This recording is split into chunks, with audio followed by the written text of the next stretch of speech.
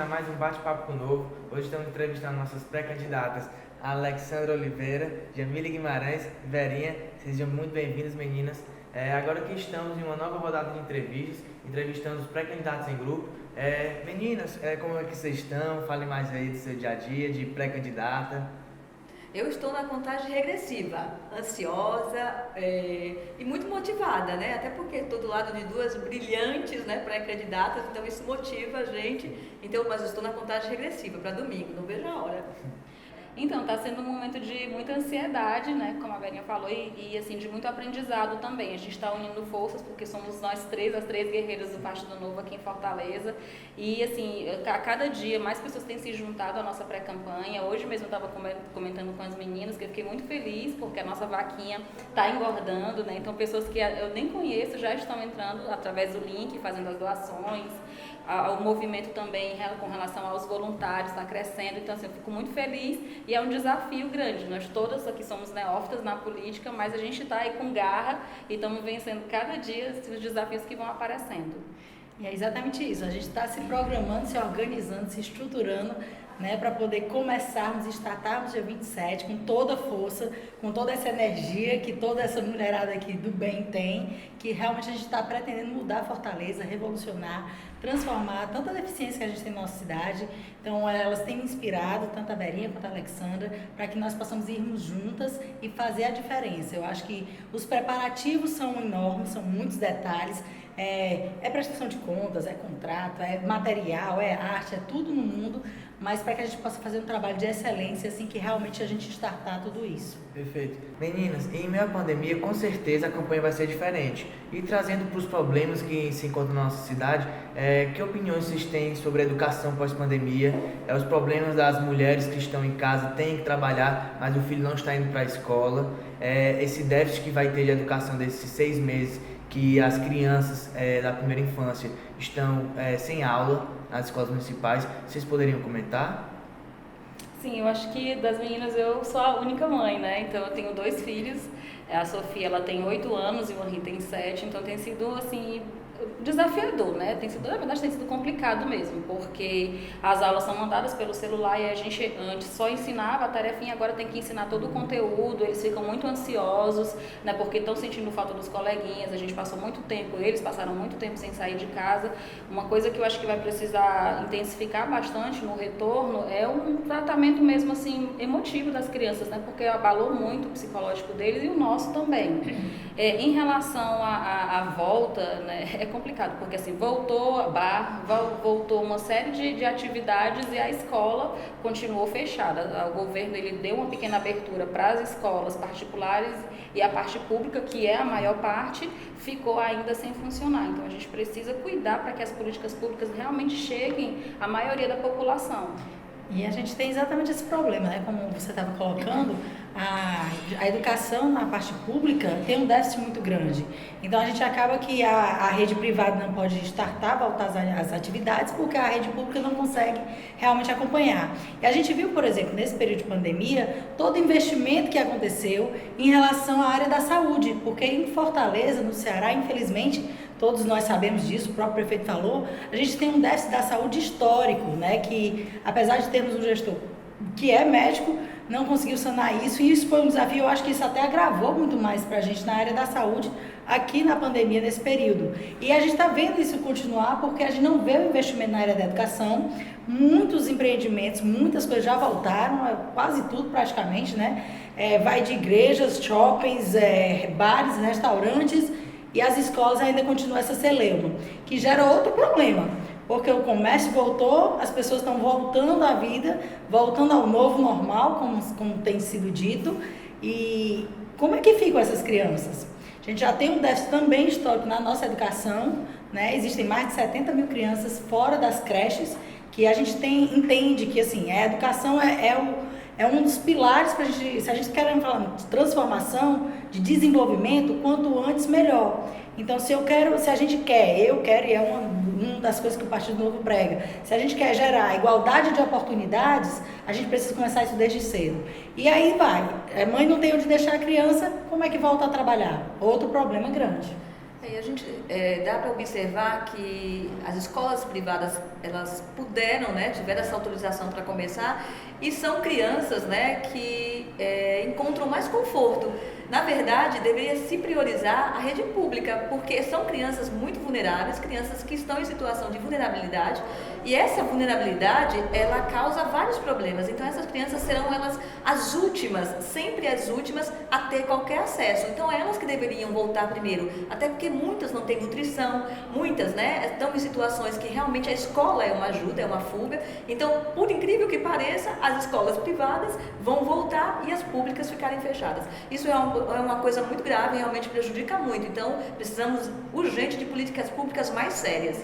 E aí é engraçado, só complementando, engraçado não, é triste ver, Verinha, como você colocou, porque assim, tem crianças que vão para a escola só para comer, né, para comer o prato de comida. Com certeza. E aí tem deve ser realmente um problema muito grande. E crianças que estão em situações de muita agressão e que a escola é o lugar onde ela se refugia. Então, isso é muito importante e grave, porque essas crianças estão sendo obrigadas a ficar em casa, né? E outras crianças que têm a sorte de ter famílias mais estruturadas estão podendo voltar, né, à escola, e quase como umas férias, né? Porque a escola tornou umas férias para elas, não voltar a estudar, porque eles estavam estudando normalmente dentro de casa, né, com a babá, né? Enquanto as outras mais vulneráveis não. Então, essa coisa é muito complicada, precisa ser melhorada. E infelizmente, pela pandemia, muitas mulheres ficaram desempregadas, não só mulheres como homens também. Realmente foi um período de muito recessão econômica, não só na nossa cidade, no nosso país também. E Verinha, você como empresária de um setor que foi muito abalado, que é o do turismo, que recado você tem para essas mulheres, que agora vai ser necessário inovar, vai ser necessário empreender? Para o turismo foi muito impactante, foi o primeiro a fechar, né, as portas, e é o último, né, que está tentando aí com unhas e dentes voltar a funcionar.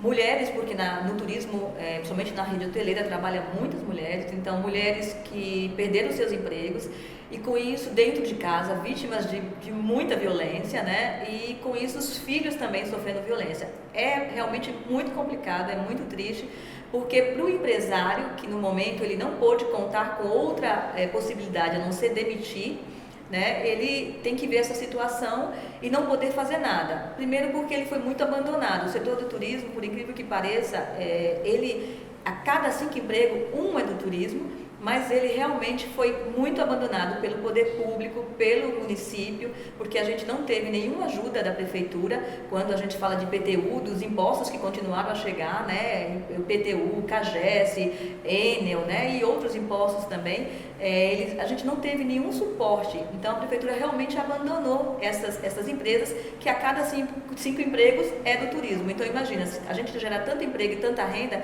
então a gente precisa de um suporte. Então foi muito difícil, está sendo difícil, e a gente na verdade vê toda essa situação que é educação, né, e segurança para as mulheres muito comprometida nessa pandemia. Foi muito difícil. Sim. E Jamile, você que é uma defensora da igualdade, né, pública aqui no nosso, a igualdade social, também como seria uma forma de igualar as mulheres aos homens no mercado de trabalho aqui em Fortaleza? Na verdade a gente tem que falar muito de igualdade de oportunidades, era o que eu estava falando aqui do começo, né? Tanto mulheres quanto homens são pessoas extremamente capacitadas, desde que tenham condições de estarem se desenvolvendo.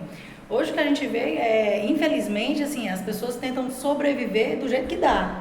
Enquanto, na verdade, se a gente tivesse uma educação da base, ou um incentivo, parcerias públicas e privadas, que a gente pudesse estar envolvendo até organizações sociais, não governamentais, para poder promover capacitação, eu acho assim, ninguém consegue caminhar sozinho. Se a gente conseguisse fazer, e se Deus quiser conseguiremos, unir essas forças, fazer essa corrente funcionar, onde a gente tem a participação do poder público tem que chegar para poder sanar a deficiência histórica que a gente tem, problemas culturais, problemas educacionais, problemas de saúde, de segurança, que perpassa dentro de casa, hoje com a pandemia, e fora de casa, para a gente poder qualificar, incentivando muitas vezes iniciativa privada para estar chamando essas mulheres, capacitando, qualificando, para reinseri-las no mercado de trabalho ou para empreenderem, gerando emprego e renda, que hoje a gente precisa nessa retomada.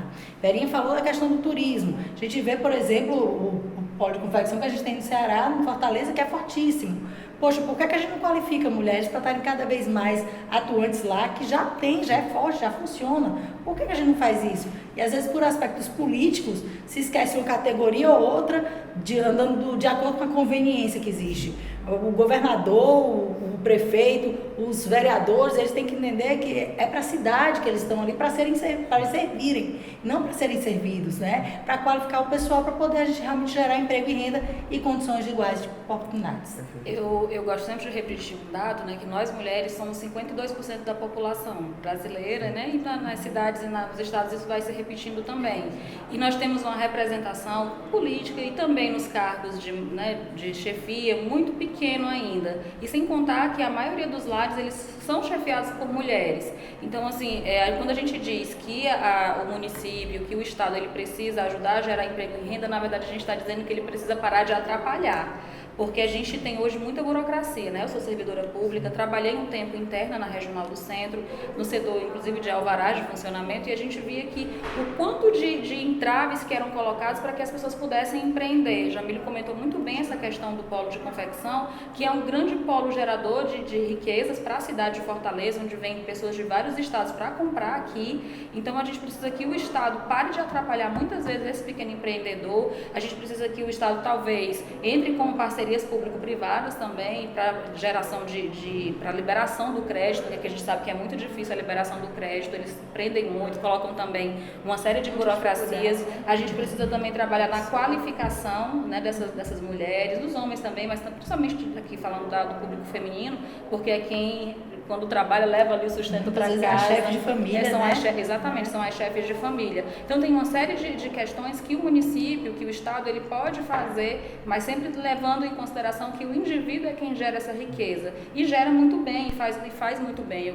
Tem outra frase que eu gosto de repetir, que a melhor política social que existe é o emprego, porque ela gera dignidade e a pessoa consegue, né, sustentar sua família e ser feliz com o que ela tem. Mas, na verdade, por muitos anos, né, em todo o Brasil se usou, né, esses grandes números, né, de pessoas que ficam em situações de não empreender porque as dificuldades são grandes, se usou para votos, né? Então, na verdade, quanto mais eles dificultam, mais facilita para os políticos mal intencionados. Então, é isso que acontece muito no nosso país, e em Fortaleza a gente quer mudar essa realidade porque quer pessoas realmente que votem consciente.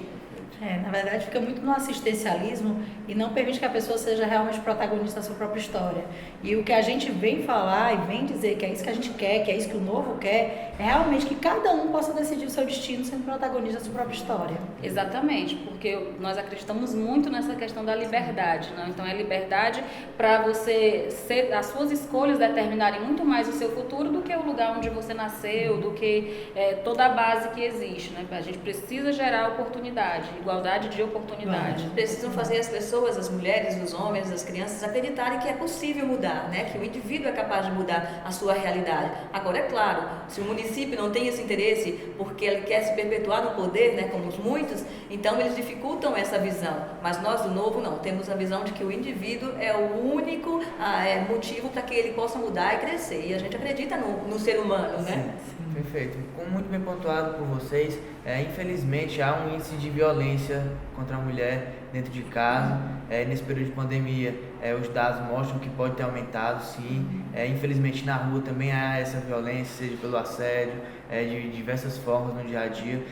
Ale, como você citou no nosso bate-papo, você luta pela eficiência do serviço público. Que políticas públicas você acha que podem serem tomadas para diminuir esses casos de violência contra a mulher aqui em Fortaleza?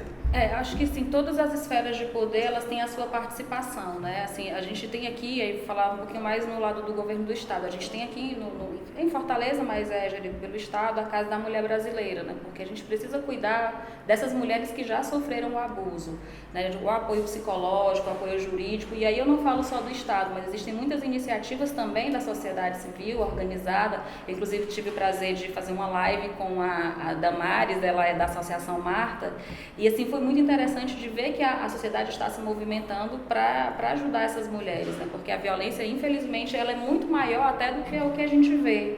Então, as políticas públicas, elas precisam ser voltadas para que a mulher, ela consiga, muitas vezes, ter a coragem de sair daquela situação de violência, porque quando a gente fala em violência doméstica, a gente não está falando apenas da violência física, mas existe também a violência patrimonial, e aí isso conversa muito com o que a gente estava falando aqui. Quando a mulher, ela tem essa autonomia, ela consegue gerar a sua própria renda, trabalhar, ela tem mais poder, né? Ela é mais poderosa para sair de uma situação de violência. Então, existem muitas coisas que podem ser feitas, porque as políticas públicas, elas são interligadas, né? Não é uma coisa fechadinha. Então, quando você capacita as mulheres, quando dá educação para elas, quando cuida, né, o apoio psicológico, jurídico, isso tudo está ajudando para que ela não se submeta a uma situação de violência. E com isso toda a família, né? Porque uma mulher que sofre violência, toda a família sofre também junto com ela, né? E isso são problemas que as crianças levam para o resto da vida. E precisa realmente muito ser visto pelo município e pelo Estado que essas mulheres e essas crianças sejam acompanhadas, porque também ficam muitas marcas, né? Muitas marcas. Como foi dito pela Alexandra, tá tudo interligado, né? A gente está falando da mulher, mas a violência doméstica em si afeta crianças, mulheres e idosos. E os índices que a gente viu agora, principalmente nesse período do Fica em Casa, da pandemia, foi, por exemplo, que os índices de suicídios aumentaram 30%. E aí, o pessoal fala que vidas importam, mas vidas importam de verdade. Então, a gente precisa entender que todos nós somos seres que foram criados para se relacionar com pessoas. E a gente tem que cuidar da mulher, porque a mulher, acaba querendo ou não, cuidando de muita coisa dentro de casa, e tem o filho e tem o idoso, são, digamos assim, são partes mais frágeis numa família. A criança está ali se formando, o idoso já está ali no final da vida. E a mulher está no centro de tudo isso. E muitas vezes a gente vê, principalmente aqui no nosso Ceará, que a gente sabe que tem um machismo muito grande, né? E precisamos realmente implementar políticas públicas efetivas. E muitas vezes a gente vê que não acontece, não funciona. Às vezes até diz que tem, né? Mas a gente não vê chegar na ponta. E de repente a gente vê esses índices realmente indo para a estratosfera. Um outro ponto que eu gostaria de trazer a reflexão em relação à saúde da mulher, né? Políticas públicas voltadas para as mulheres a minha mãe, ela teve câncer de colo de útero, sabe? E ela faz o acompanhamento. A cada 6 meses ela precisa voltar no CRIO, né? Para poder fazer esse acompanhamento. E durante a pandemia, eles suspenderam tudo, entendeu? Vários tipos de atendimentos, eles foram suspensos em função da pandemia. Então, e outras coisas já não, né? Por exemplo, se faziam filas para os idosos tomar injeção. Parece que uma coisa assim que não é pensada, não é planejada. Vamos fazer e faz. E não, a política pública ela precisa ser baseada em evidências e ela precisa ser muito bem planejada, sempre pensando no resultado final.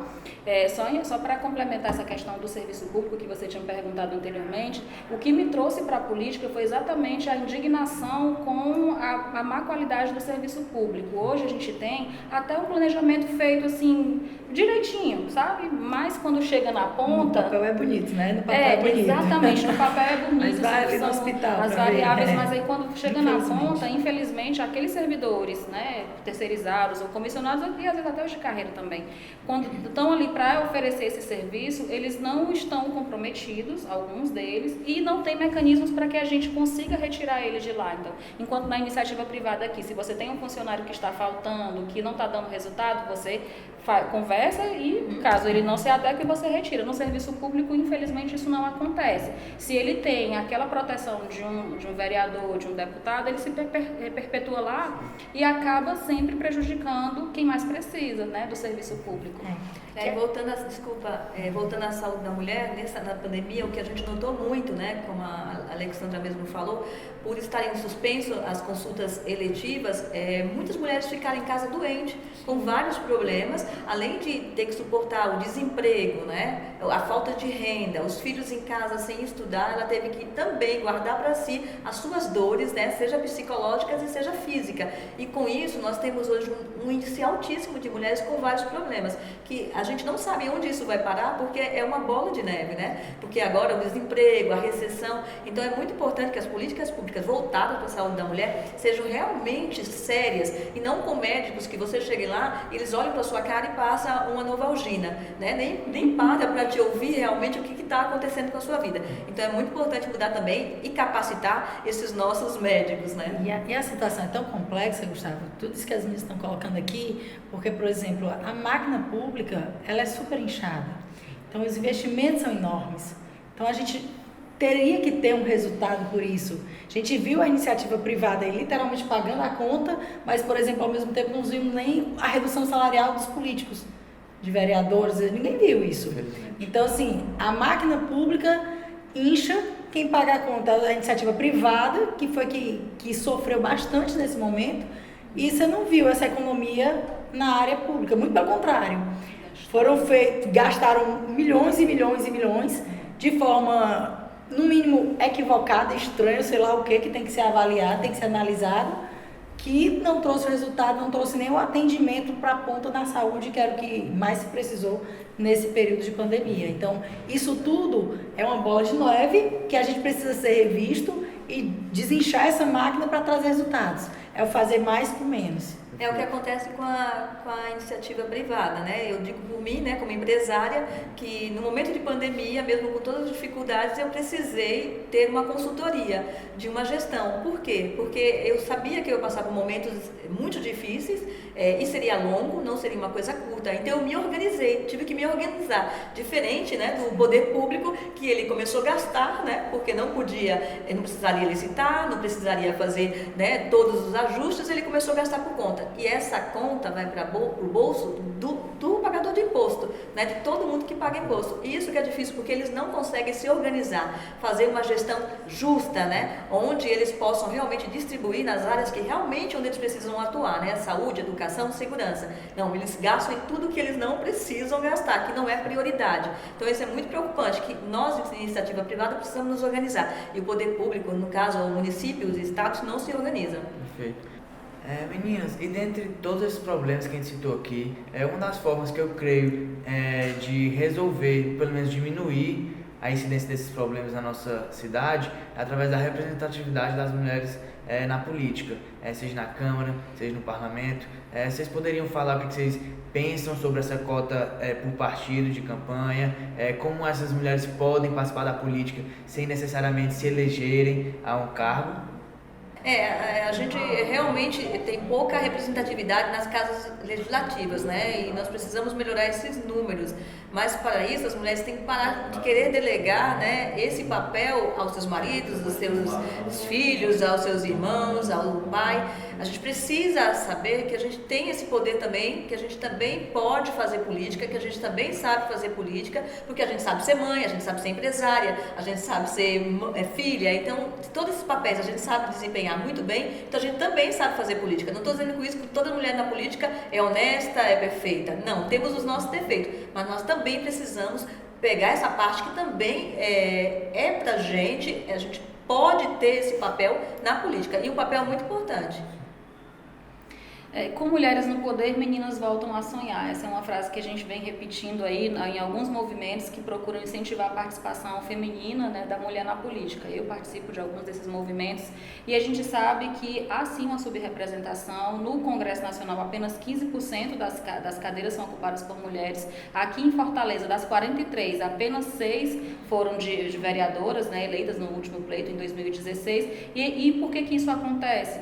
É porque a mulher não se interessa por política? Talvez, mas também a gente tem que olhar para a história. Eu não vou aqui falar de datas, mas a gente tem, há pouco tempo que as mulheres têm o direito de votar, de serem votadas, e a gente tem problemas estruturais também na formação dos partidos. A gente tem poucas mulheres na direção dos partidos, a gente tem um subfinanciamento, o dinheiro para os partidos que fazem financiamento de campanha vão majoritariamente para aqueles caciques, né, dos partidos. Então existe toda uma conjuntura que favorece para que as mulheres não tenham esse espaço. E quando isso acontece na nossa sociedade, quando a gente tem uma subrepresentação, a sociedade fica parecendo muito mais com quem está lá. Ou seja, infelizmente, homens mais velhos, brancos, né, da elite, da classe mais abastada. E a gente precisa mudar essa realidade para que todos os grupos sociais sejam representados, para que a gente tenha voz, para que a gente tenha vez, para que a gente traga o nosso diploma de realidade também para as casas legislativas. Eu costumo dizer que realmente lugar de mulher é onde ela quiser. Às vezes o pessoal pensa, um discurso mais feminista. Gente, é porque o lugar de cada um é onde quiser. E assim, a gente precisa ter representatividade. Não adianta querer dizer que um homem vai saber quais são as necessidades da mulher. Não existe. Por mais que nós tenhamos até algumas pessoas que tentam entender e têm uma capacidade além e fora da curva, mas a maioria da população é feminina, são mulheres. A gente precisa ter uma proporção nisso de representação. Não tem como a gente falar em políticas públicas para as mulheres, onde a gente vê homens pensando sobre isso. Não tem sentido isso. Não tem como a gente falar de leis para as mulheres quando são homens que estão fazendo leis para as mulheres. Que homens façam leis para homens. Que mulheres façam leis para mulheres. É lógico que a gente está dentro de um contexto onde tem que ter a participação, o equilíbrio nisso tudo. Mas a gente tem um déficit cultural, histórico também, mais uma vez, que precisa correr atrás. Não há incentivo para a mulher participar. Por que é que falam de cota? Por que é que falam de fundo específico? Porque não há um incentivo. Há um problema que vem aí de anos e anos que precisa ser sanado. E a gente sabe que não é da noite para o dia que isso acontece. A gente precisa cada vez mais promover a participação de mulheres, cada vez mais incentivar mulheres que participem, não só mesmo do pleito, mas muito pelo contrário, o debate, a democracia vem disso, gente. A gente tem que dar a nossa opinião, dar a nossa cara para se fazer valer, fazer voz, o que a gente quer, o que a gente pensa, quanto mulheres, quanto meninas, quanto cidadãs que somos. Não adianta a gente querer, como a Verinha bem falou, terceirizar uma responsabilidade que é nossa. Não é para que uma pessoa, às vezes o pessoal fala do assistencialismo, não é que me dê o que eu preciso. Eu quero poder ter o que eu preciso. Eu quero ter condições de ir atrás do que eu acho que preciso. E poder fazer a nossa história. Mais uma vez, a gente como a pessoa, realmente como agente de mudança, de transformação, sendo protagonista da sua própria história, a começar pelas próprias mulheres. A gente não tem representatividade nem no executivo, nem no legislativo, nem no judiciário. E cadê as mulheres? É falta de inteligência? De jeito maneira. As mulheres muitas vezes são como o Verinha colocou também. É mãe, é filha, é aluna, é estudante, é empresária. Não é falta de capacidade, muito pelo contrário. A gente precisa apresentar resultados para poder mostrar cada vez mais mulheres na política. E isso vai fazer a diferença para que as nossas próximas gerações possam não ter tanto déficit como nós temos hoje. Perfeito. Na verdade, a mulher não precisa ser maioria, né, nas casas legislativas. Ninguém está querendo ser maioria, nem melhor. Nós estamos querendo só o que nos cabe, a nossa parte. E para isso a gente está lutando bravamente. Verdade, com certeza. É muito bem pontuado por vocês. Realmente a representatividade da mulher é necessária nessas casas. Meninas, agora infelizmente estamos chegando ao final do bate-papo novo com vocês. Realmente o tempo está se esgotando, porque senão a gente passava o dia aqui conversando, debatendo sobre o nosso município. Queria agradecer imensamente a Lê, Jamile, Verinha. Você que quer conhecer mais as meninas, também tem um bate-papo individual com cada uma. Deixa as considerações finais de vocês. Bom, eu quero convidar todo mundo a seguir a gente aqui no nosso Instagram, ver as nossas ideias, as nossas bandeiras, né, mais a fundo, um pouco da nossa história e todos os desafios que a gente está enfrentando bravamente nesse período aí de pré-campanha, que está se encerrando. O meu Instagram é Alexandra, e Alexandra escreve com XS, Oliveira, CE. Eu queria agradecer a oportunidade, agradecer essas meninas incríveis que nos inspiram, na verdade, a irmos nessa peleja, nesse desafio, que precisamos cada vez mais de mulheres guerreiras, mulheres aguerridas, desse nível aqui. Realmente, eu não sei se vocês sabem, mas todas nós passamos por um processo de seleção muito difícil, muito rigoroso, e assim, só o fato de estarmos aqui já como pré-candidatas é uma honra, é muito gratificante para todas nós. Então, sigam as nossas redes sociais, apoiem a gente na nossa vaquinha, conheçam as nossas histórias e realmente acompanhem tudo isso. Se a gente quer mudança, a mudança tem que começar da gente. Então, sigam a gente lá, o meu é @JamileGuimarães.ce, e vamos juntos, vamos mudar a Fortaleza. Eu também, nesse momento, estou muito feliz porque estou do lado de duas pré-candidatas extremamente fortes, competentes e com capacidade de mudar o nosso município. Eu confio muito na minha colega aqui, a Jamile e a Alexandra. Então, eu também gostaria muito que vocês entendessem que o Novo, ele não é o partido das patricinhas. Todos nós temos as nossas vidas, as nossas histórias, então não somos nem laranjas e nem patrícias. Nós somos lutadoras que queremos o nosso espaço e queremos melhorar a vida de todos em geral, não de uma classe. Então nos acompanhem pelas redes sociais, eu sou Verinha Novo, lá na rede social, no Instagram. Então espero que vocês realmente possam entender que nós estamos dispostas e saindo da nossa indignação para a nossa ação e disponibilizando o nosso tempo, toda a nossa capacidade, tudo que nós procuramos para melhorar a vida de todos. Então conto com vocês nas nossas redes sociais. Obrigado, Verinha. Eu que agradeço a você essa grande oportunidade. Obrigado, Jamile. Muito obrigada. Obrigado, Lê. Até a próxima. E você que nos assistiu aqui até o final, não se esqueça de deixar o like e se inscrever no canal. Até a próxima.